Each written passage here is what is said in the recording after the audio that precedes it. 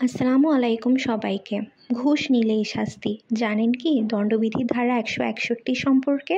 ধরুন আপনার কোনো গুরুত্বপূর্ণ ফাইল অনেক দিন যাবৎ সরকারি অফিসে ঘুরছে এবং কোনো সরকারি কর্মচারী আপনাকে বলল, যদি আপনি কিছুটা অর্থ দেন তবে আপনার কাজ খুব দ্রুত হয়ে যাবে।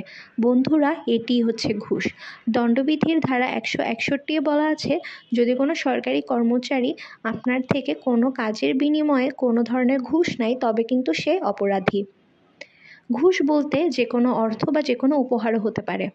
দণ্ডবিধির 161 ধারায় বলা আছে, যে ব্যক্তি ঘুষ নিচ্ছে তার শাস্তি হতে পারে সর্বোচ্চ 3 বছরের কারাদণ্ড বা জরিমানা বা উভয়ই। অনেক সময় সরকারি কর্মচারী আপনাকে বলবে, সবাই তো ঘুষ দিয়ে নিজের কাজ করিয়ে নিচ্ছে। আপনি যদি এ ধরনের কাজে কোনো ধরনের বাধা না দেন তাহলে কিন্তু আপনি নিজেই দুর্নীতি সাপোর্ট করছেন। আসুন